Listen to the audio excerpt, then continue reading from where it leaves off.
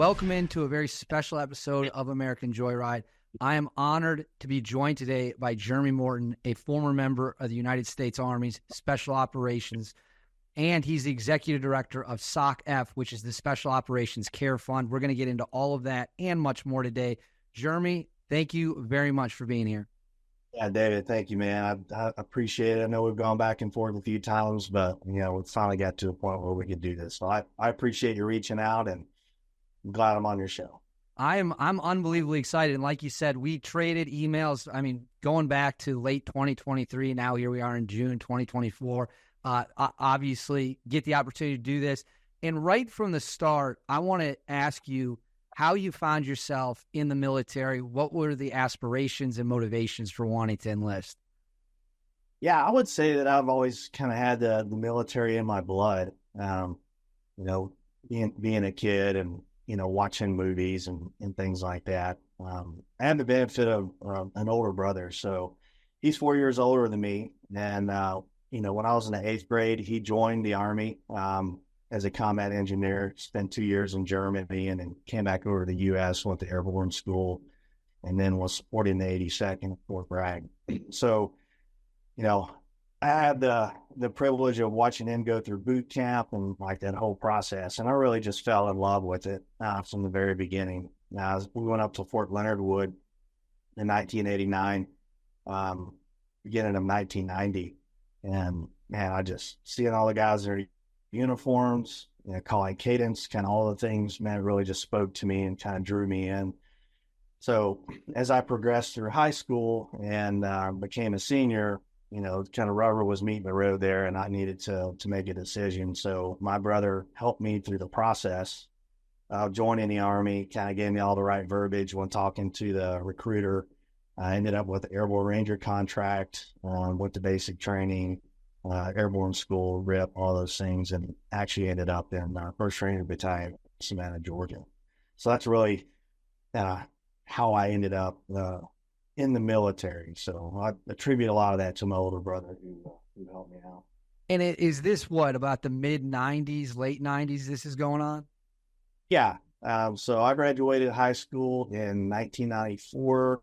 I shipped out on December the 29th of 1990. So I got to ask, what's it like being a Ranger in a Ranger Battalion at that point in time? Because Desert Storm's long behind you. Black Hawk Down, Battle of Mogadishu is long behind you. The Rangers, there's not like an active war really going on. There's some stuff going on in the Baltics, but, there's not any big operations. So was it mostly just train? Yeah, absolutely. A lot of training, a lot of getting proficient with our weapons. I ended up being a mortarman to start off. That was the recruiter actually got one over on me. So I went into the military as an 11 X-ray, which meant at basic training, I was open to all the MOSs. So I could have been 11 Bravo, 11 Charlie, mortarman, 11 Mike, mechanized infantry, and so on and so forth. So I showed up to basic training, and they separated us in our platoons and told all of us that, hey, you're all going to be 11 Charlies.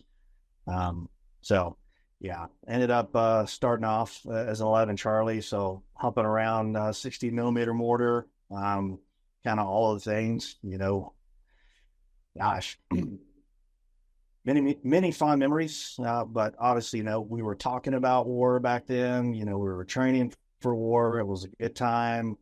And then I ended up leaving the Ranger Regiment right before 9/11. So I had decided, my time there was up, and I was planning on getting out of the military. And moved to Fort Polk, Louisiana in September of 2000, and then we go from there. So that's what I want to talk about next. That's a great segue. 9/11 happens. I was in 4th grade when 9/11 happened, so I guess, 9 years old, 8 or 9 years old at the time. I still remember it like it was, I have vivid memories of 9/11 despite being a kid. Obviously, here you are. You're in the United States military, and this day kind of changes your career in your life in many ways. But I want to start at the root of 9/11. Do you remember where you were and kind of when you realized what was going on? Yeah, absolutely. I was at Fort Polk, JRTC, where all the infantry units go to exercise the big movements and doctrine and whatnot. The rotation that we were covering down on, it was an infantry unit that was training up to go over to Kosovo. And so we were out working on a checkpoint and watching the guys go through the process and whatnot. And then I get a call over the radio that we needed to head back to the forward operating base, in the box is what they call it. So I immediately got all the guys, I told them to get their gear together, and we were heading back.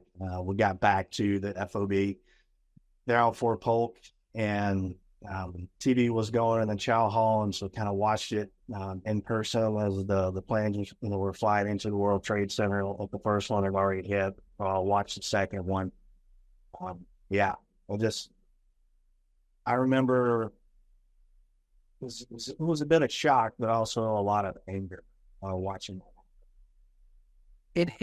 And did you guys know right away that it was terrorism? Like, because to me, I obviously as a kid had no idea what that even was. How quickly did it take for you guys where you were to be like, oh, this is like, we're at war now, like we're fully under attack?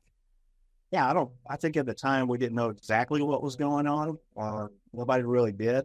It appeared to be an attack on the United States. And obviously as the day and the events unfolded, it became pretty clear to everyone what was going on.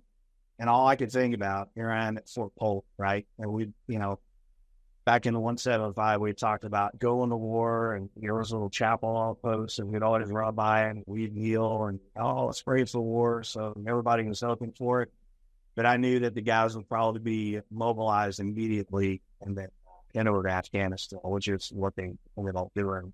Meanwhile, I'm sitting on Fort Polk, sitting on my hands, hoping I can get involved in. So that is what I want to get into now. So you're hoping to get in on the action. What paths do you think you have in front of you? What takes you from being at Fort Polk to joining, a special unit as part of the Army Special Operations? Yeah, I mean, the first step was, I was going through my mind, I was like, hey, can I get back to First Ranger Battalion? That was the initial thought. And then as the days and the weeks progressed, I saw an ad in the newspaper, the Post newspaper on Fort Polk, that the recruiters for the Special Mission Unit were coming to town. I'd known about that unit when I was in First Ranger Battalion, so I had some understanding and very little knowledge of it. But it was always a place that everyone in the Ranger Regiment kind of aspired to go to. I was newly married, about a year and a half at the time. My wife has no military background. Not a lot of people in her family that are having military background. So, we had a quick conversation, and I was like, hey, babe, there's this unit I'd like to try out for. It would require us to go to Fort Bragg, North Carolina. What do you think? And like the very naive wife, she'd just been married for a year and a half. She's like, well, I'll stand by my man, and support him in whatever you want to do. And so the recruiters came into town December 2001. I did all of the testing, physical testing and whatnot. And then in January of 2002, I got my letter, and I thought I was accepted to go to that. I got to ask, because I'm curious. So you're in the Rangers now. You've been out of the Rangers for a little bit, and now you're going through selection for an elite tip of the spear kind of unit. Were you confident you were going to be able to screen and get in, or when you got there and there's all these people who want to be part of this small team, were you kind of like, man, maybe I'm not as cut out for this as I was hoping? Like, what was your confidence level like? To be honest, I wasn't very confident that I would make it. I was confident in my own abilities, sure. There was a lot of unknowns at the time. I just knew that I was, I needed to try and try my hardest. A lot of the guys, I was pretty young. I think I was about 25 years old when I started that whole process. A lot of people were telling me that I was very young, lacked experience and whatnot. So it was a bit of a surprise when I actually completed the sergeant. When you, sorry, go ahead. I didn't mean to cut you off. When you get to, you're in, you've gone through the selection, the training, you're a part of this new special operations unit. the fight is on. How long from when you get assigned to where you're going within that unit did it take for you to actually deploy for the first time? Let's see. I got assigned to my team, and make sure I get the year wrong. We'll call it June or July, 2003, and then went on my first deployment August or September. So the war in Iraq at this point is well underway. Yes. Yeah, and there were some guys in my class that graduated that immediately deployed, after they finished up and want to join their units. Before you step on the plane to go to Iraq, did you have any kind of, conversations with your wife, with family members saying, hey, I'm going to war. I don't really, know what to expect, but I'm going to war. What was that like, knowing that I'm walking out this door and I'm not going to be back for a significant amount of time? Best case scenario, worst case scenario, I'm maybe not coming back at all. Yeah, I think in the beginning it was all novel and new. It was something that I thought about for many years when I was a 175. And the off chance at that time it would actually be a war, but it was, I put a little bit of thought into it, but also try to compartmentalize, just because of the sheer weight of actually having to think about that. So I didn't have a whole lot to say. Obviously, I'd always tell my wife goodbye, or we'll see you again when I was our thing, and we'll decide where, flip that switch and make it happen. When you talk about flipping that switch and making it happen, what was your expectation for what combat was going to be like compared to what the reality was once you finally got a taste of it for the first time? Was your perception, did it turn out to be pretty accurate, or was combat something that was totally different than what you thought it would be? Yeah, I mean, the only thing I really had to base it off of at the time was everything I'd seen in the week, But with our training leading up to that, we try to make it as realistic as possible. So the expectation versus what actually happened was pretty close. Obviously, much different in person, but the training and everything that I've done to prepare myself, we all prepared ourselves going into it. It was pretty close to it. And had most of the guys that were on the specific subsection of the unit that you're in, your specific team, had many of those guys been to combat before, or was this kind of new for everyone? Well, they had all been. They had gone on, the initial invasion and everything. So we're talking about guys that already been seasoned combat veterans.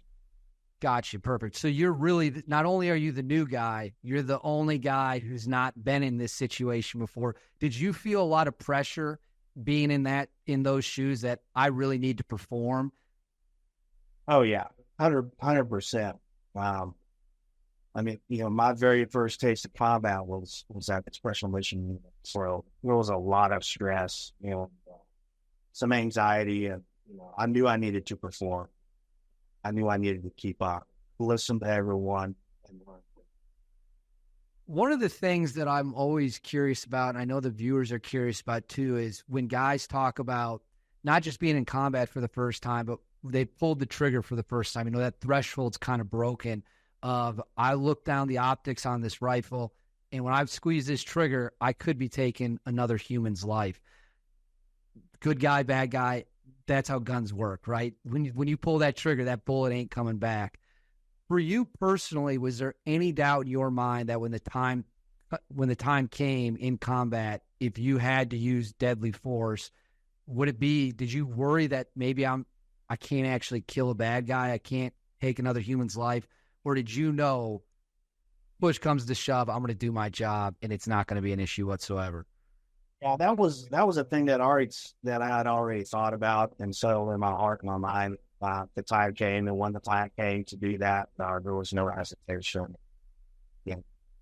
Really thinking about that, and a lot of that too was involved in training and just preparing mentally. But for where I was at personally, I could tell the difference between evil, good, and evil, and I knew at that point it was my job to, if required, exercise judgment on that people and do that switch. And we're gonna, and I'm glad you brought that up, because we're gonna get into kind of evil a little bit later in the interview, and I really can't wait to unpackage all of that, because I think you're gonna have some interesting thoughts on that point. When you're in an elite unit, is it kind of the situation where if you hesitate, like, you get through the training, you get through the selection, you're in the unit, if a time comes where you hesitate and all of a sudden you get gun shy, you won't pull the trigger? I mean, is it just like you're a good guy, but you can't be here if you're going to get scared like that? Yeah. There's so much at risk there, right? Not just to your own personal safety, but everybody else on it too. So they all have to depend on you to do your job, to do it right. I can't think of a situation where that happened on my team. And yeah, I can't think of a situation, honestly, where a guy got pulled. Listen, it could. How quickly? Well, let me rewind just a little bit. When you were there in your first deployment, like you said, it's 2003. The war in Iraq is underway. Obviously, the United States military was able to quickly kind of destabilize the Iraqi military, take Baghdad. It was an incredible show of mechanized power and air power. When you get there, how can you kind of paint a scene for the audience? How bad are things on the ground? Is it still a ton of combat? Because it's before the insurgency, but after the initial invasion. So what's kind of the tempo of how things are? Yeah, so the out tempo was pretty fast, obviously going out on missions. I think the danger wasn't quite there yet. At that point, we're going after the guys from, Saddam's regime and whatnot. So the foreign fighter network hadn't quite made its way into Iraq. IEDs won a thing, in 2003. So it was, I would say, relatively safe. And what we were doing, we really weren't going against a formidable enemy at that point. So it was kind of going out, doing our job. I guess you could say relatively easy for a novel situation. Did you find that most of the Iraqis did want to fight, or did they have no interest really of facing the United States military? And if you came across some Iraqis who maybe were armed, or you think they're bad guys, and you make contact with them, how often would it be that they're like, we don't want to do this? Like, we have no interest in getting in shootouts with you guys. Well, I think initially where we were at, we didn't see a lot of that, not a whole lot of resistance. So obviously the way we did business, we wanted to ensure that we had time to react. So kind of stacking like the cards in our favor there. But I would say initially, that first deployment, probably in 2004, there wasn't a lot of resistance, especially from the Iraqis initially. And so let's talk about kind of the foreign fighter thing, because I think it's going to be a nice segue into kind of how fatigue and trauma, obviously the dynamics of Iraq change. The Saddam regime is completely gone. And like you just talked, now there's foreign fighters, there's foreign fighter networks, IEDs become a big thing, suicide bombings. What did that shift look like for you, where we were fighting the Saddam regime and now we're kind of in a bit of a different ball game? Yeah, that shift really hit me and probably all of us. Probably in the summer of 2005, we lost a number of guys. A couple of them fighting out west. So that's really when the foreign fighter network had kicked out, and that's where we had really dedicated, jihadists, if you will, the terrorists that were willing to die for their cause. And so summer of 2005 was pretty brutal for all of us. We had a very high injury rate where I was at. Yeah, that's really when it all changed for us. We had to take a look at how we were doing business. Yeah, summer of 2005 was pretty good. So that's fascinating. So you had this brutal summer where you're taking high casualty rates. What does that do to you mentally? Does it drain on your emotions? Does it drain on you mentally when you're looking around and your teammates are getting hurt, your teammates are getting killed? I mean, how does that just pile one after another on top of each other? What do you do in a situation like that? Yeah, man. I think it did. It started taking a toll. You really take a hard look at how you're doing things in your own personal life, kind of all the things. But I think for me, it was, more determination. All right, we really need to buckle down here. And I was kind of a sort of a mid-level guy on the team at that point. So just making sure I'm doing my job, and doing it really well. But yeah, it started to change things. Did it make it more like, let's go again to 2005 when you're talking about having a lot of injuries, guys getting killed. Did it make the war feel more personal? Like this isn't just business. Like my friends are dead, my friends are blown up, and we're dealing with animals at this point. For you, was it like this is now getting personal to me, or was it always just business? I would say it started getting a little personal. Mostly business, but I definitely started to get personal after summer 2000. When you talk about how this is kind of again stacking up on each other, there's stress, there's mental, emotional drains that are going on. How much more difficult does it become to compartmentalize everything? You have a wife back home, you've got a family back home, but if you're anything less than an A+ at your job, someone could get killed, you could get killed. What's that like with every passing day, and how big of a struggle is it to keep things in all your ducks in a row? Yeah, initially I'd say it was pretty easy. The wife and I have been married for about a year and a half, 2 years before we went to Fort Bragg. We didn't have our first child till 2007, so it was easier on me to, kind of rationalize. All right, if I get killed, it's just my wife. She'll move on and she'll have her son.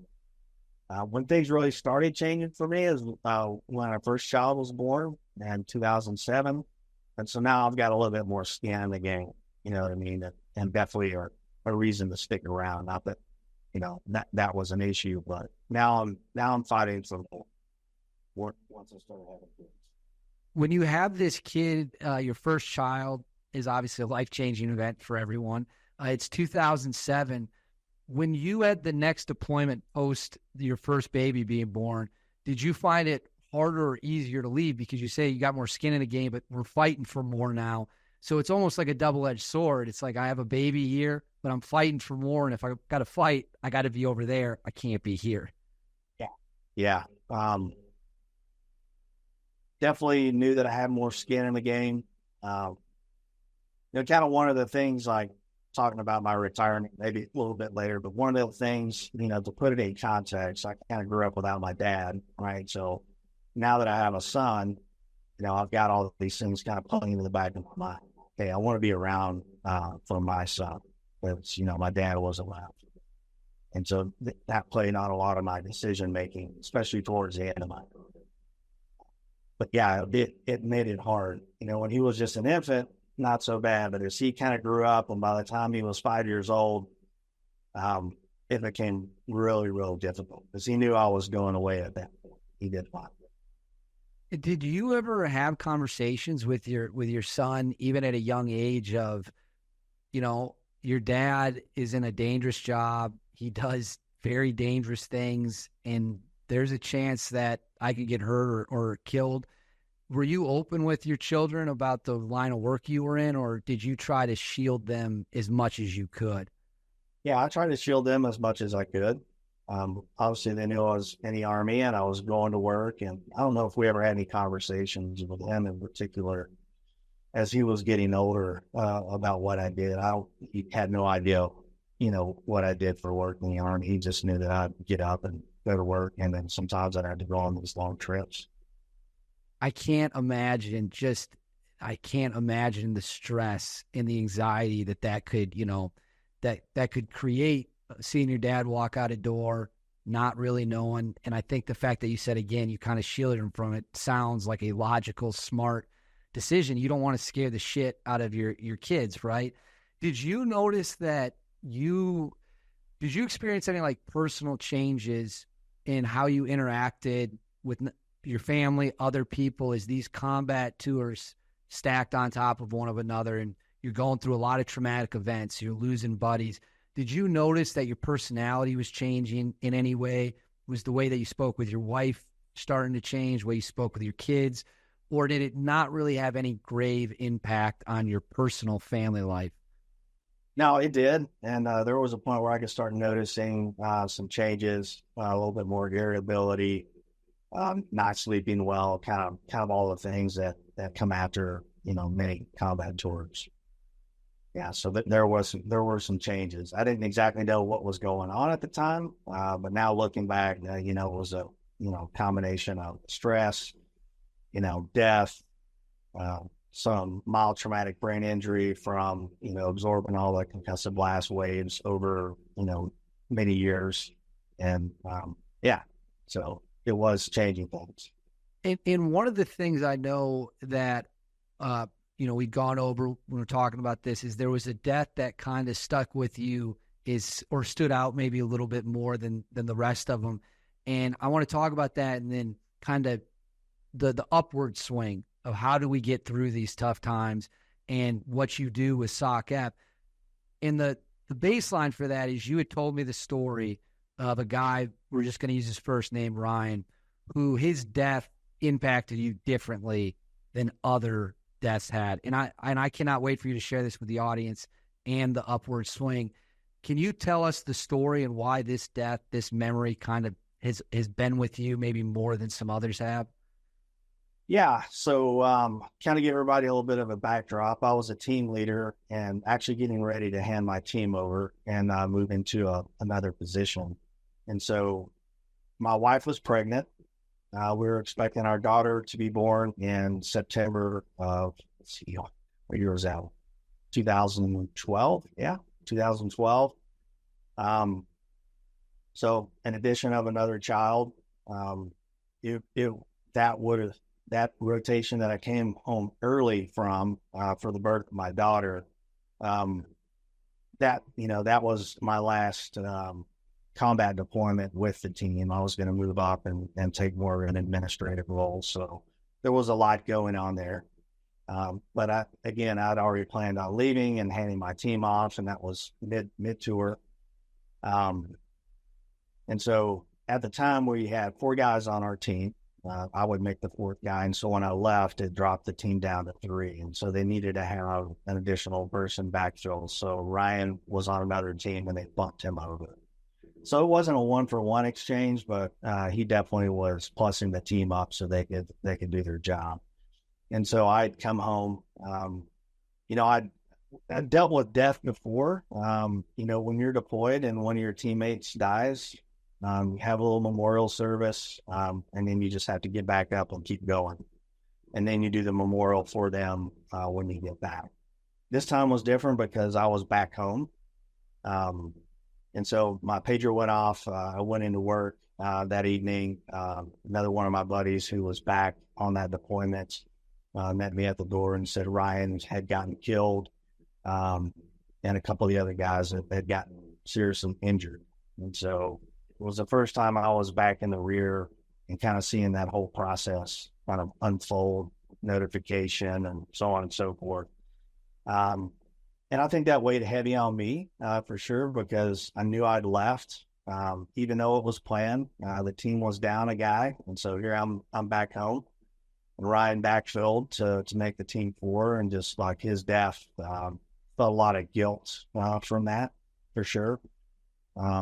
Thinking I should be over there. But at the same time, there was a pull like, hey, your daughter's about to be born, and, you need to stick around for that. So that was just, for me personally, it was kind of a terrible thing to go through, knowing I should probably see if I can get back over to Afghanistan and help those guys out. But at the same time, having an obligation to my family back home. So they were able to sort out the manning and everything for that in country, and I ended up not having to go back over. But just, going through that process, dealing with Ryan's family and kind of all that, it really sucked. And then I think it was at that point, that I decided, like, you know what, maybe I need to start thinking about hanging up, my guns and move on to other things. And that really was his death and where I was at was really a decision point for me, now having a second child and kind of all the things. Was really taking a hard look at whether I wanted to continue on or whether I wanted to get out. And, so I ended up making the decision, a year or so later, to go ahead and retire. And I think what is important for the audience to understand, because I never served in the military, and I'm sure many people watching this are hearing that story and they're thinking, it's not your fault. It's you didn't play any role in him getting killed, but here it is, it weighs on you. And just as an observer who hears that story, and I can tell you're emotionally moved by it weighs on you because, you want to be there, you want to be with your guys, and you came home, he took your spot, got killed, and other people got seriously wounded. And for number one, for you to be willing to talk about that takes a lot of courage, and I think that's hopefully helps other people. When it comes to how you deal with that, when it comes to, hey, I'm maybe not in a good place mentally, maybe I'm not doing as well as I can, I'm getting angry, I'm getting irritable. Let's talk about the steps that you take to try to fix those issues before they really, really fester, maybe into serious, serious problems. Yeah. Man, about that time, I knew something wasn't right. I wasn't sleeping well. Gosh, it was 2012. I probably started noticing something around 2009, 2010. Not sleeping well, having night sweats, kind of all the things. And so, always had a really good relationship with our chaplains there. So I had a way to go talk to somebody. I'm a Christian, and faith is, my Christian faith has played a primary role in my life. And so having the ability to go talk to the chaplains about things, that was really great for me. Obviously some spiritual issues going on there, but I was struggling with some physical things as well. Again, I didn't know at the time.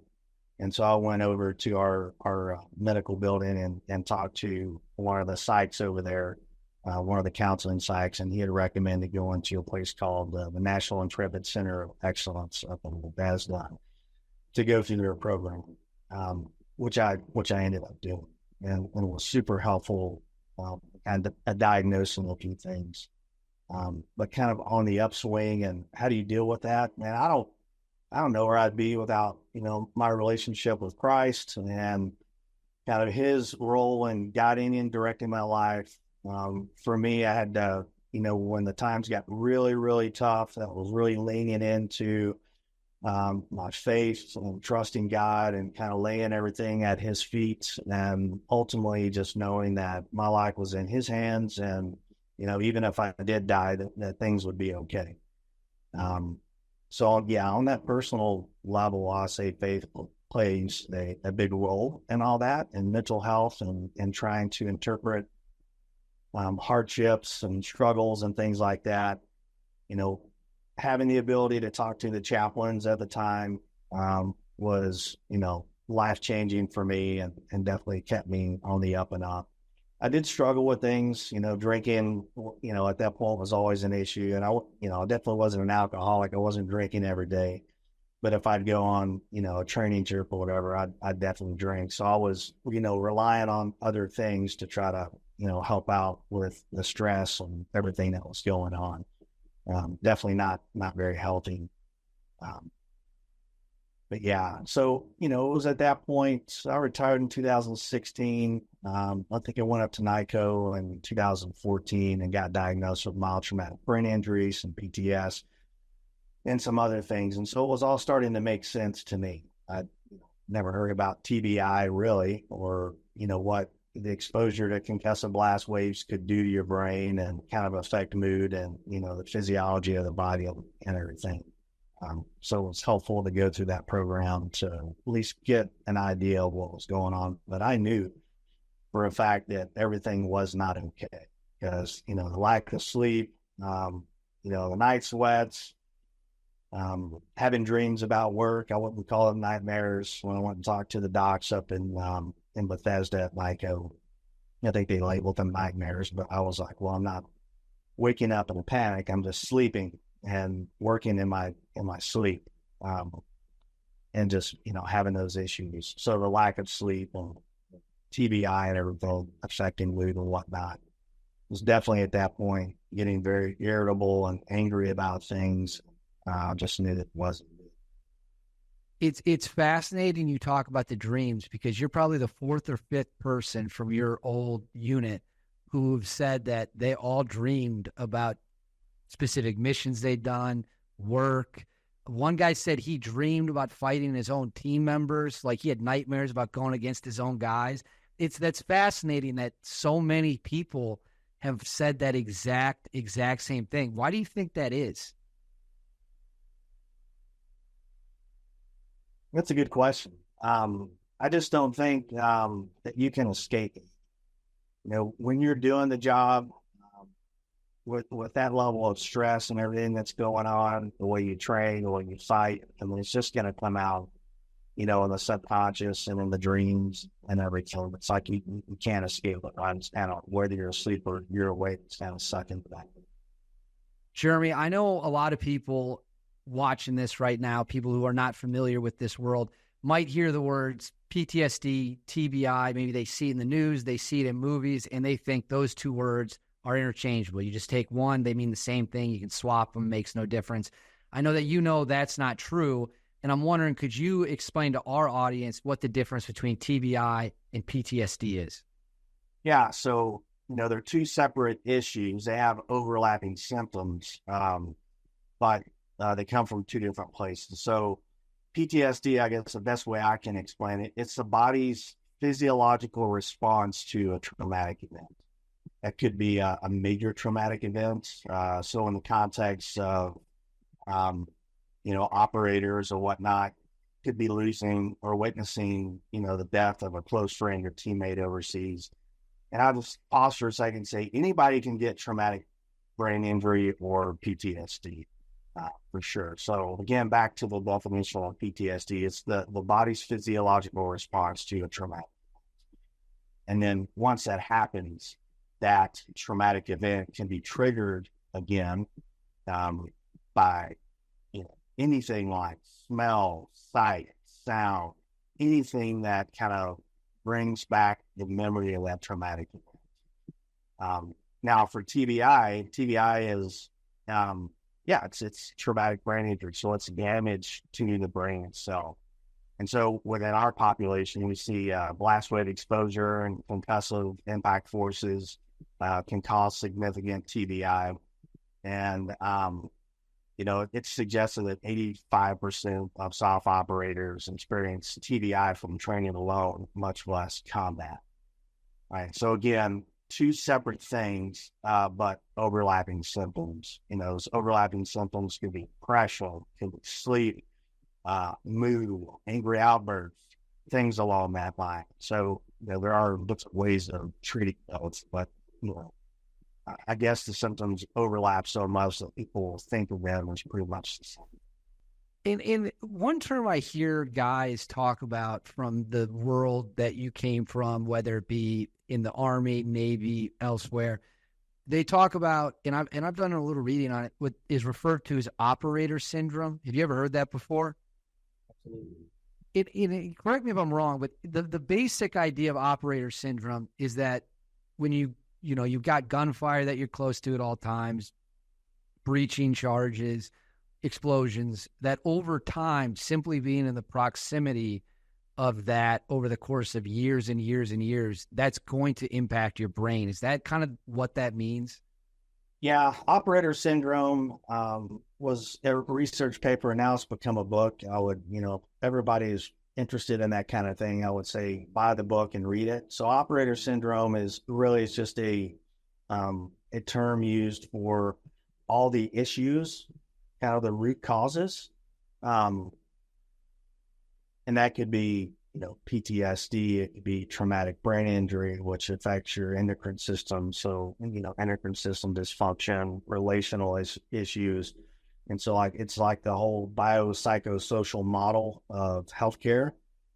So what it does is it kind of identifies all the root causes and issues that, operators over a long career would have under that umbrella of operator syndrome. So what you're describing is traumatic brain injury.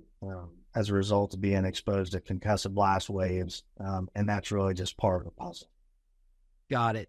And that makes perfect sense. And I'm glad that you said they turned it into a book. So if you're watching this and you're interested in learning more about it, obviously there's a book out there. I want to get into the Special Operations Care Fund, which I know you play a huge part of, is the executive director. Can you tell the audience what you guys do and why your role in helping guys is so important?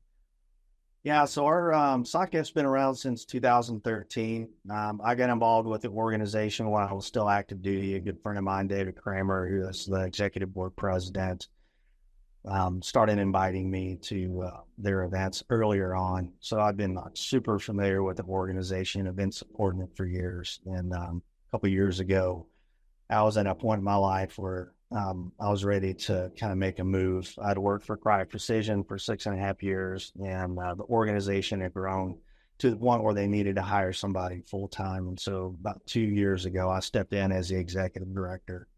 And our mission is to serve the special operations community by healing bodies, minds, and families. And that really kind of covers down on that biopsychosocial kind of model of care.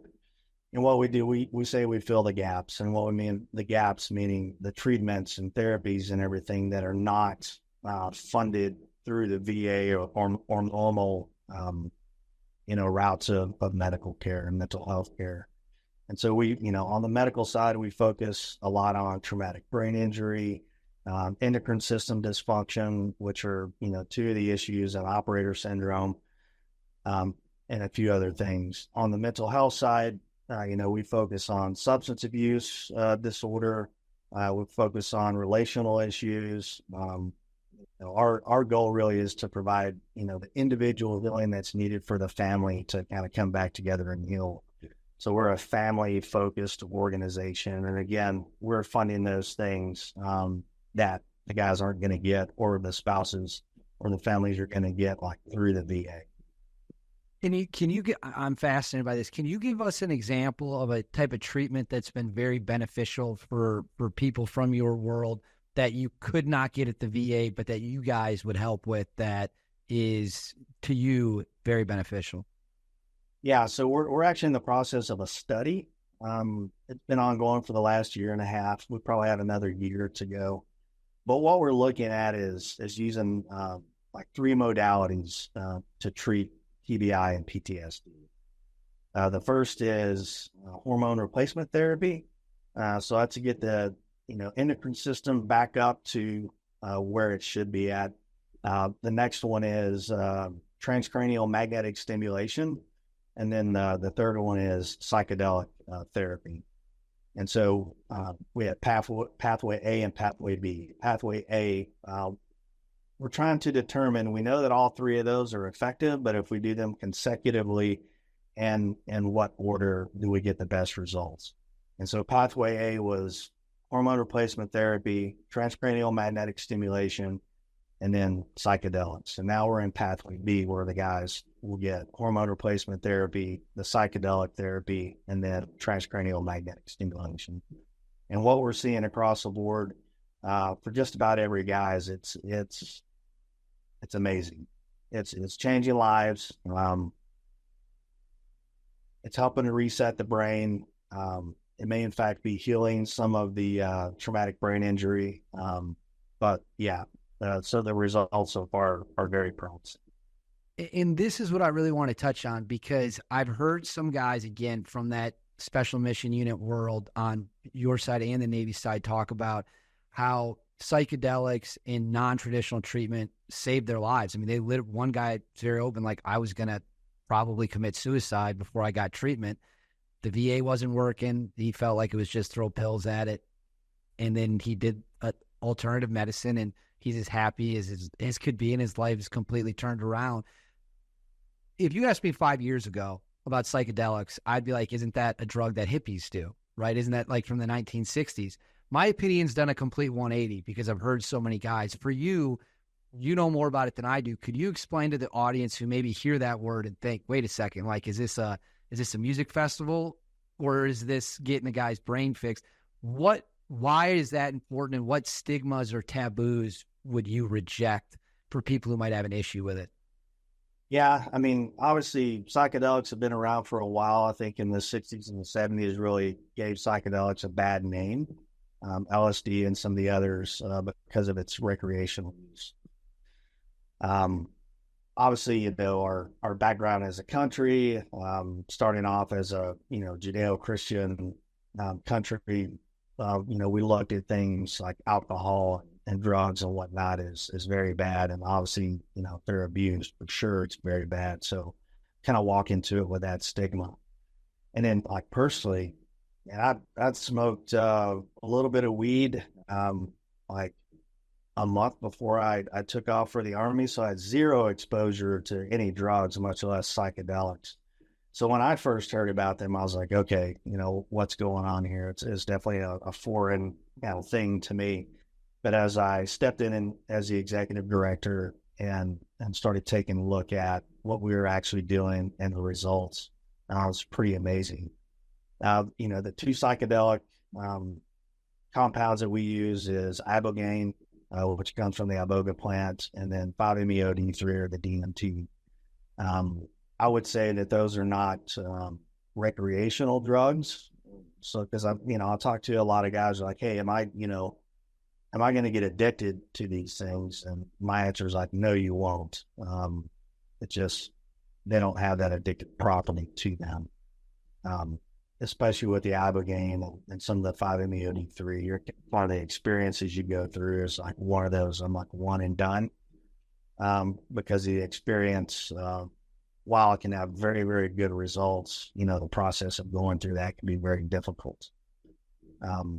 So I reject, the idea that psychedelics don't have a place in our society or our culture and healing and whatnot. I've just seen too many, guys make a turnaround because of psychedelics. Obviously, we need to think really long and hard about, who needs them and kind of, that screening process and then, what is actually happening. I think because of the stigma of psychedelics, there hasn't been a lot of research in that area, but now that veterans are experiencing a lot of benefit from psychedelics, you have places like Stanford and a couple of the other medical schools that are actually doing studies and looking at exactly what's going on to the brain and what's happening emotional and whatnot as a result. Do you think if we look back in 10 years, 15, 20 years from now, do you think this alternative treatment method, psychedelics, everything you're talking about, do you think that's pretty much going to become kind of the standard norm? Will it happen sooner than that? I think there's a lot of forces at play, especially like pharmaceutical companies. And really it's going to come down to, the FDA, the whole FDA approval process and the source and whatnot. I think we'll look back in 10 years and we'll have grown a lot. I hope that psychedelics don't go away. But it will have 10 years from now, it will save so many lives. And I'm really hoping the process that nonprofits like SOC-F and others that are funding these therapies is beneficial and kind of pushing that across, the finish line, so that, veterans, law enforcement, whoever would benefit from that kind of therapy would have that available to them. When you look back at your career, I'm very curious what your answer to this is going to be. Now your goal in life, your purpose in life is you're really helping veterans. You're helping people who want to get better, who have struggled, who've been through a lot. And I think that's absolutely incredible. You go back 15 years ago, you were fighting terrorists, killing bad guys. For you personally, would you say they're fulfilling at the same level, or did you enjoy one more than the other? Yeah, I think the new job with SOC-F is probably more fulfilling. I didn't have a problem with taking life, and I know that there's evil in the world and that needs to be dealt with. But a lot of the guys that I'm helping now are former colleagues, or just people that I have a connection with because of being in the special operations, and seeing the guys' lives changed, seeing marriages kind of reunited and healing and growing and kind of all the things. Yeah, it's amazing. I figured that was going to be your answer. And I think that is such a great way to look at it. And plus, you're in the moment now, right? This is what you're doing now. You're not, wishing for the past. You're thriving here. If somebody was eager to help SOC-F, do you guys take donations? And if so, could you tell the viewers where they could donate to? Yeah, we take donations. You go to our website and donate there on the website. They can reach out to me. We're an organization that thrives and wants relationship. And so what we do is we like to pride ourselves on getting to know our donors. But, if they're interested, if the viewers are interested, they can go to our website and donate there, or they can reach out to me on my email. It's Jeremy at SOC-F.org. So Jeremy at SOC-F.org. And is the website SOC-F.org? It's www.soc-f.org. Perfect. And I hope anyone who's listening to this right now and finds it fascinating and wants to learn more, please visit that website, because you're doing a lot of important stuff. And I think that the fact you're into alternative medicine and you talk about saving lives, it's incredibly important. And that's why I wanted to do this interview and share your message. You just made a comment how you had no problem, taking out bad guys when the time came. Obviously, that was a long time ago. You do different stuff now. But what I'm curious about is, you're a Christian. We've talked about, you talked about being close with the chaplain, being a religious man. How did you balance, I'm a Christian and I am in a job that requires me to take human life at the same time? Was that ever a struggle for you, or how did you equal that out? Yeah, I wouldn't say it was a struggle. Obviously, my worldview and understanding, the difference between good and evil, it was pretty helpful that a lot of the guys we were going after are really bad people. I tell people, if we showed up on your doorstep, there was a good reason for it. In most cases, it was really kind of my faith background and what I believe in. Romans chapter 13 talks about governing authorities, and specifically the one who bears the sword. So those that execute justice on behalf of God and the government and whatnot. So for me, that was very clearly defined. I didn't have a moral struggle with that at all. In the times we had to go, take life, very, very bad men, came back, had dinner, and went to bed and slept great, and got up in the morning and, did it again. I've found that a lot of guys I've interviewed tend to be religious to varying degrees, but a lot of them say they're religious. In your experience, what percentage of the guys you used to work with would you say had at least a minimum level of religious beliefs? I'd probably say about 75%. And that varied, of course. Talk about what we define as religion, but someone who believes in God and, prays and things like that, I'd say, to be a conservative, 50 to 75%. And would you say, if you broaden that out to the whole military, would you say the world you came from, it was more likely you'd have religious guys within the team, or would you say that the rate for the military is probably the same no matter what unit you're in?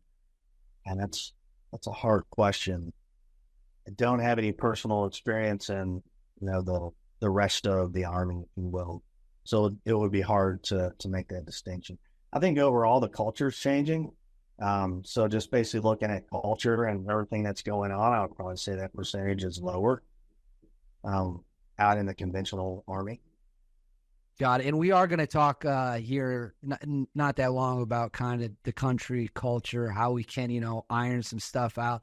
You were talking about evil, and this is a question I'm always fascinated to ask guests who've actually gone toe-to-toe with the worst of the worst that humanity has to offer. For you personally, did your mindset change when you're weighing, we're just fighting professional soldiers, maybe they don't even want to be here, compared to, if we take this, compared to people who will behead people on camera. Zarqawi, for example, is the famous, Nick Berg was killed in, I believe, 05 or 06. I could be off a little bit by a year. There's plenty of videos on the internet from that era of these scumbags chopping heads off. Were you more excited and more eager to fight guys like that? Or did it not matter to you if they were the enemy, whether standing soldier in an army or a terrorist? It didn't matter to you. Yeah, it didn't matter to me, but in my line of work, in our line of work, I would actually, we're going after the real, really bad people that are closer to animals, behead, rape, kind of do all those things. So it was actually more of a pleasure to take care of those guys. But I would tell you, so when you think about war and how you conduct yourself in war, the rules of engagement, morally, legally, ethically, all the things apply, whether you're, talking about, a uniformed soldier or you're talking about a terrorist who blends in with the population. Well, and that's actually a great blending in with the population. I didn't even think about this for the question, but now you've piqued my curiosity. How difficult is it to figure out who's a good guy and a bad guy in an environment where the bad guys aren't wearing uniforms? They could have a suicide vest on under their clothes. They're dressed just like the innocent guy, the innocent farmer who's just trying to survive the day. I mean, how are you able to identify good guy, average guy? That dude is that dude's about to kill somebody when they're all dressed and look the exact same. Yeah. In some cases it could be incredibly hard, which is why you have to ask questions and things like that. But, to answer your question, I would say behavior, right? And that's where your intelligence and everything comes in to look at a problem set enough to, determine that the behavior, that this individual or group of people are exhibiting, kind of lead you down that path of them being a bad guy. That's interesting. Yeah, personally, I can't envision myself having the ability to. It just seems so unbelievably, you'd be anxious at all times. At least I would be, not knowing who's the good guy, who's the bad guy. Do you think the average American understands at any level how evil some people in this world are? I don't think so. And let's unpack that a little bit. What are they not getting? What do they not understand? Oh man. That they don't understand that some people are capable of extreme evil. Like the kinds of things that make a bad horror movie, look incredibly good. I think we all, to some extent, like to have faith in fellow humans. Obviously, you couldn't walk around this world, looking at everyone like, I wonder if this guy's a, horrible, evil person. I think that's why when serial killers come out or they're caught, people are like, man, that guy was my neighbor for 25 years and he just seemed like the nicest guy. So I think generally speaking, we like to look at other people and think, okay, that person was generally good.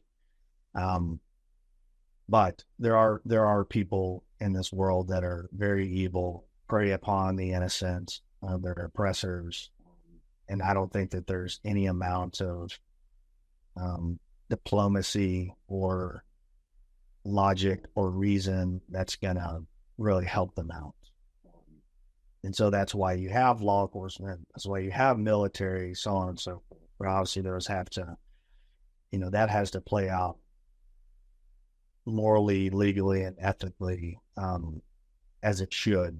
So then, you don't turn around as a soldier and be the guy just killing someone. But yeah, really great question. I think, plus here in the United States, we've been shielded from so much. You know what I mean? Aside from like school shootings and all those things, that kind of really brings it to the forefront of the conversation every time it happens.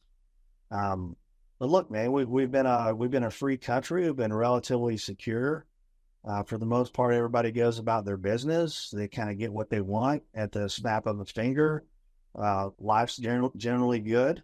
I think there are certain parts of the population, like gang violence and things like that. They're very well aware of that. But for like the average American who's, quote, living the American dream, like we're not exposed to that. And so the idea that, there would be someone that would want to, say, come to this country and chop your head off or, kill a bunch of innocent people, that seems foreign to them because it's kind of always has been. We've always sent soldiers overseas somewhere else, to fight wars. And we've been, with the exception of 9/11 and a few other cases, have been shielded from that. I agree with you 100% that I don't think that the public has any idea what the threshold for how bad things can get. I'll tell you two things that are a little bit of a different perspective to kind of bridge, the gap between someone from your world and then a regular dude like mine. One, I interviewed a guy a while ago, and he talked about how when they were fighting ISIS, he said he never saw a dead ISIS fighter and felt anything other than joy because he had seen what ISIS had done to innocent women, children, and men, just brutal things you could never imagine. So when he saw dead ISIS fighters, he thought that so be it. The second thing, and this is what I think will kind of put it into perspective how correct you are. I was in college at the University of Wisconsin, which is why Wisconsin football helmet was behind me. When the war against, foreign fighters, kind of the early days of ISIS, and I kid you not, I had students in my political science classes, we debate terrorism and all this stuff, and they blamed the United States for what these guys were doing. And their argument was if we left, they'd stop beheading people. If we left, they'd stop kidnapping people. And I just was like, you are living in a fantasy land. These people do not need an excuse to behave in barbaric fashion. And the fact that you think we're the bad guys, the irony of sitting at an American university, which is like one of the most privileged things you can be as a young person, and thinking that we're the bad guys, that has always blown my mind. It's just crazy to me people think that. Yeah, couldn't agree more. I mean, it's just, especially with everything with like Israel and Hamas and kind of seeing the demonstrations, the pro-Hamas demonstrators or the anti-Israel, demonstrators that are at colleges and kind of all across the country and even the world now. Man, they bought into an ideology that is at its root pure evil. And Jeremy, how would you describe the ideology of some of these most evil groups, evil people that we've seen throughout the past several years that we've had to deal with? Yeah, I would describe it as a cult, honestly. So you have the leader, you have, the belief system in place, the cause that they will be willing to kill and die for. So yeah, very much like a cult. It's a death cult. It really betrays everything that we know about, civilized humanity, willing to murder, behead. I mean, look at what happened with Hamas in Israel, where they were putting infants in an oven and cooking them. I mean, total disregard for human lives, the value of human life. I would say, for me, one of the defining characteristics of it are the leaders. And a lot of times you'll see that the leaders, they're kind of preaching or teaching the belief system, but not really willing to live up to that themselves. And we could see that in, any number of highlighted targets over the years that fashion kill. Without question, you're 100% correct. And one of the things that I've always found so interesting about these people of certain, Islamic extremism, for example, all their leaders, when they get caught, they're willing to send so many of their followers to blow stuff up, die for their cause. And Baghdadi, when they found him, he tucked tail and ran. Bin Laden never even fired a shot. And there's plenty more examples. It's like these guys, they preach one thing about the infidels and the jihad, and then when their number gets called, they don't do anything. It's like they get exposed as being gigantic cowards. Yeah, I would agree with that. You see the foot soldiers kind of buy it into the cause and, giving their life for it. And, ultimately the leaders at the top aren't really kind of willing to live the life they've called their people to live. Absolutely. When you when you hear the words, thank you for your service, someone comes up maybe in an event and says, thank you for your service. I hear people have a wide range of opinions. I've heard several guys from the world you come from. They say, don't thank me, thank my wife. She's the one who had to stay back and deal with the kids and the dog. Like, I was off 6 months at a time. I was loving what I was doing. And other people say, no, it means a lot to know that, you know, they care, or even if they say it. What are your thoughts when you hear those words?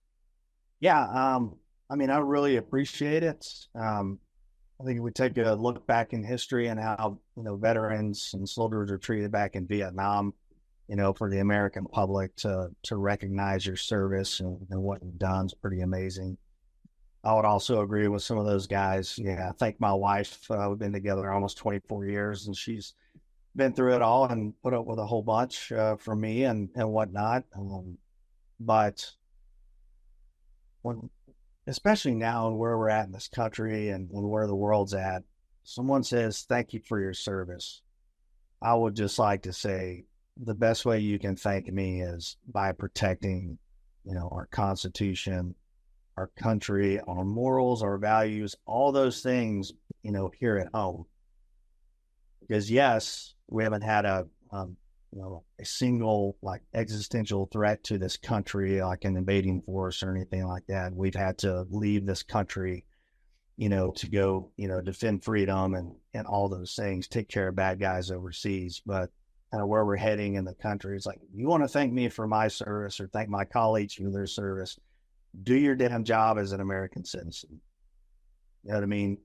Exercise your rights as an American citizen to be involved in, you know, the democracy, the republic, all the things that are necessary.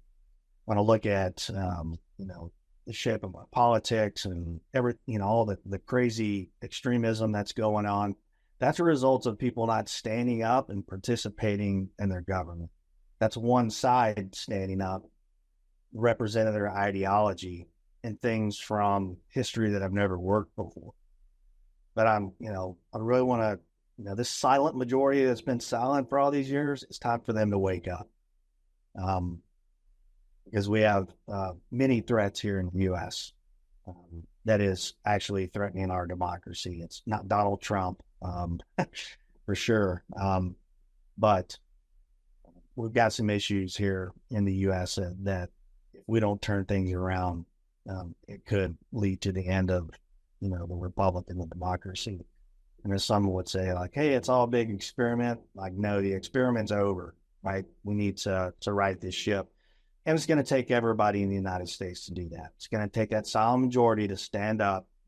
And I would say it's almost analogous to kind of what I did in my career. It requires sacrifice. You have to face your fears. And you just have to do the right thing. You know what I mean? And that's what every, you know, Americans get all to do. They're going to have to set aside their fears, think about everyone else, their children, their grandchildren, what they want to leave behind to their kids and their grandkids. And you know what I mean? And be selfless in that. Stand up. Stop the nonsense. Well, and again, when you're bringing up so many great segues, you have kids. What worries you the most when you think about the future that your children are going to inherit in this country? If you had to say, you know, these are the top 2 or 3 things that I'm most concerned about for my kids in the coming decades for them, what would those things be for you? I would say, first and foremost, is an oppressive government, a government that's actually, you know, suppressing their rights to free speech and to bear arms and everything else. First and foremost in my mind. The second thing that probably concerns me is, like, with immigration right now, the number of illegal aliens that have come across the border. I mean, they've caught a handful of bad actors, but, you know, those are the ones that they've caught. So I'm certainly very concerned about who is in this country now that we're not aware of and what their intentions are. So kind of segue that back into us going overseas and facing the enemy. Well, now the enemy's coming to us, and they're not good people. They're evil. And I think it's just a matter of time before something happens. And so, yeah, I worry about that a lot with my kids. The government itself, and then just bad actors coming here to the U.S. and causing problems. Well, let me throw out a scenario for you, and I'll be curious to get your take on it, because you were talking about the campus protests or the anti-America rallies and the anti-Israel rallies we've seen across the country. If some terrorists get in and do something horrific, a mall shooting, a mall bombing, let's say 50 dead Americans, I genuinely fear that these same people that are pro-Hamas, they will see no problem with that. Why would they? They're pretty open about their beliefs that they don't think Hamas did anything wrong, so why would they change their mind? What do you think? Man, I want to tread carefully here.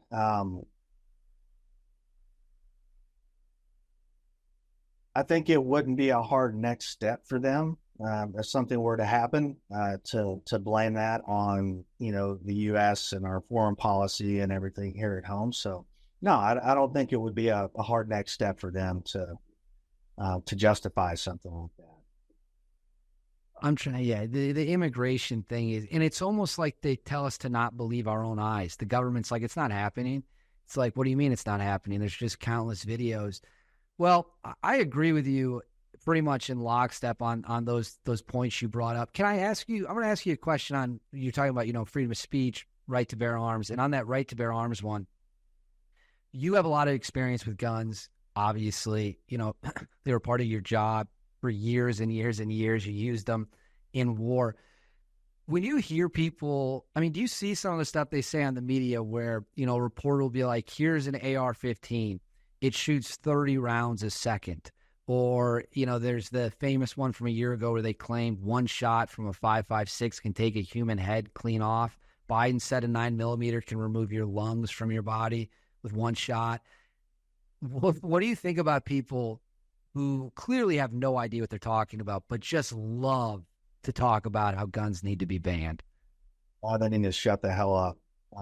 They talk about disinformation and misinformation. It's like, hey, first educate yourself. Educate yourself, know what you're talking about, and then come to the table to talk about it. That to me, a person like that represents an agenda, right? They could care less about educating themselves. They're sticking to the party line, talking points. They don't really care. And so they're just going to, throw things out there and then, accuse everyone else of creating misinformation and disinformation and all those things. But I would tell people, it's like, hey, if you want to talk about something, especially guns in general, great. Let's have a conversation, but at least educate yourself so you know what you're talking about. I agree 100%. Just for fun, when you were in the military, did you have a firearm that you particularly really liked, or did exchange one for the other? It didn't matter. When I got to the special mission unit, we had sidearms, and we carried 1911. It was a Caspian frame with some, custom internal parts. Man, I loved that thing. I didn't really shoot a whole lot of pistol up to that point. So having gone through the course and learning how to properly shoot a pistol and everything, man, I just love that 1911 so much. I had an opportunity to buy it back. Probably around 2009 or 2010. And I passed it up because at the time, like $2,000 for a pistol was a little too much. But looking back now, I like to just kick myself in the ass because, it's like a family heirloom, that you pass down. So I have an affinity for the 1911, so much so that the guys over at Staccato, they had the 2011 and bought the Staccato XL, and that thing reminds me so much of my 1911 that I carried for years. So yeah, I would say the 1911. For me, like an AR is an AR. Yeah, pistols. I like that. The 1911, especially the real like World War II, the old school ones, they're the coolest. They're the coolest things in the world. I remember we made the transition from the 1911 to the Glock. I can't remember exactly what year it was, 2007-ish. And so a lot of the older guys, I wasn't so attached to it. In a way, yes, but it was like, hey, you guys need to turn in your 1911s. And that old phrase, you can pry it from my cold dead fingers. some of the older guys at the unit kind of felt that way, and honestly, looking back, it was a bit nostalgic, and I wish we'd at least kept one and kind of went with the Glock, but didn't turn out. That's awesome.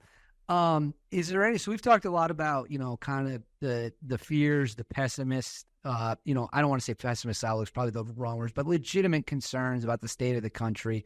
I want to flip the coin on the other side now. What are some things going on that really inspire you and give you hope and optimism for the United States of America? Well, man, I mean, I still think at our core, we're still all about freedom. There are plenty of American citizens that are concerned about what's going on, that are doing good things every day. And, it's like my work at SOC-F in a way has kind of restored my, confidence in humanity and seeing people step up and really wanting to help out and contribute with special operations veterans and their families. But, it's like on the news, you don't see a lot of good news stories. But every once in a while you'll get one.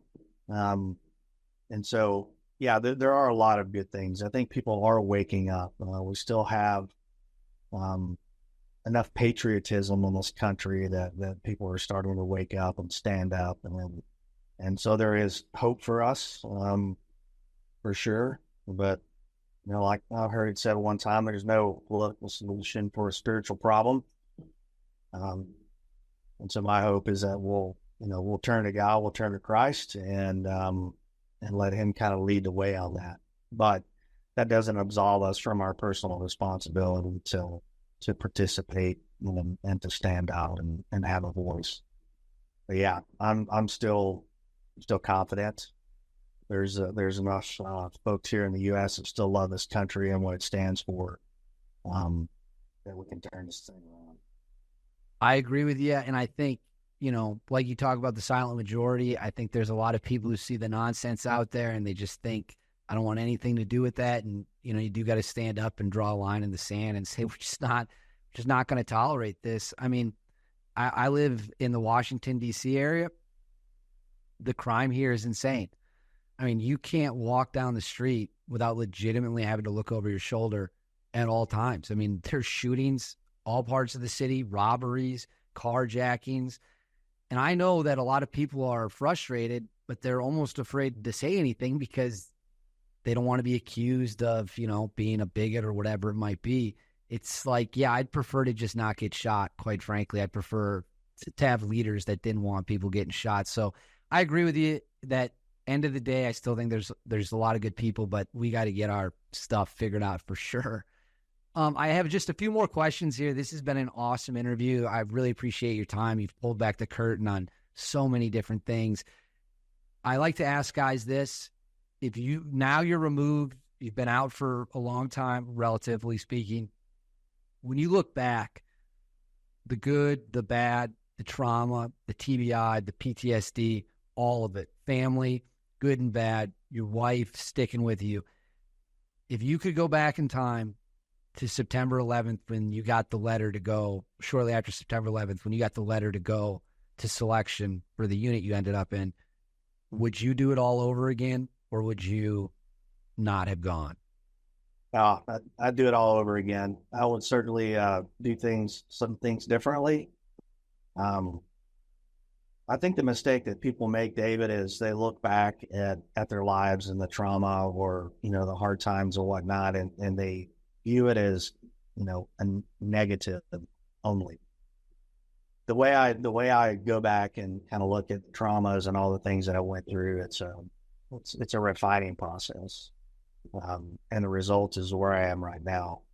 And that refining process will continue. Certainly not perfect. Never will be perfect. But if we can go back and look at those events as shaping, molding, refining events in our lives, that even though they're very difficult to go through in the moment, they actually serve a purpose and forming who we are today. So no, I would go back and do it again for sure. I got to be honest with you. I've asked that question to probably 40 plus people.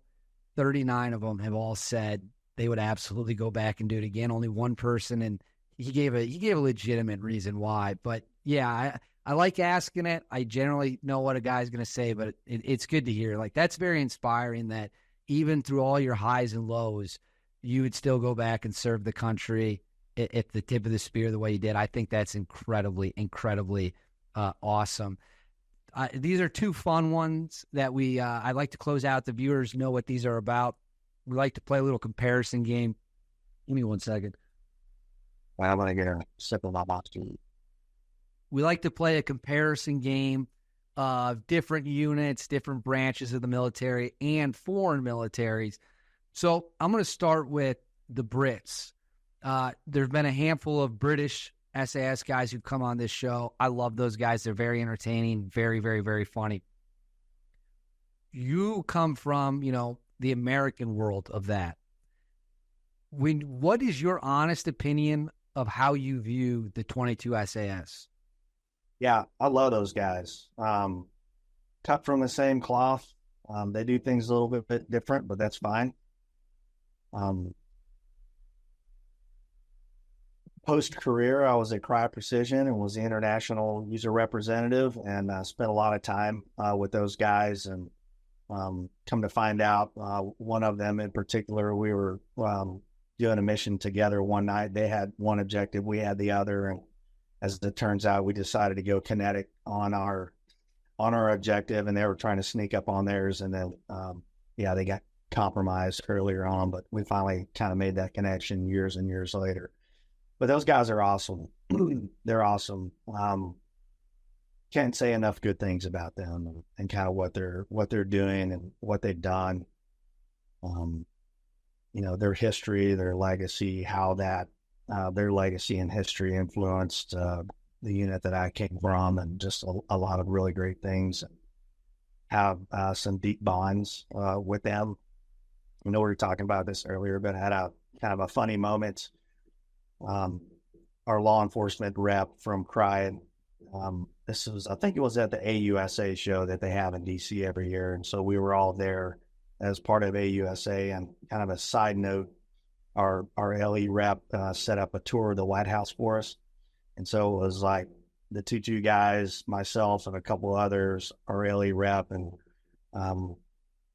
we ended up getting a really good tour of the executive building and the White House that evening. But on one particular moment, we were downstairs, and I guess you call it the basements, and there's an original White House like stone archway. And the Secret Service guy that was giving us a tour was like, "Hey, you guys see those char marks on the stone?" And we're like, "Yeah." He goes, "Well, those are the original char marks from when the Brits burned down the White House." To which I'd look at our Brit buddies and said, "We'll accept your apology now." We all had a good time, but having that experience with them, and just nothing but good things to say about them. A lot of close bonds with some of those guys, and nothing but respect. That's great to hear, and that doesn't surprise me. And everything I hear about the 22 SAS, and when I interview those guys, I mean, they're just cool. They're just cool dudes, and I know that they have an incredible amount of mutual respect for the United States counterpart that they have. The last one in the comparison thing is obviously the Navy. I ask this in every interview. They have their own, little world too. When you compare yourself in the world you come from to them, how would you compare and contrast? And what's something that you would say maybe they're better at, or that you guys are better at? And then what do you think about those guys just kind of as general dudes?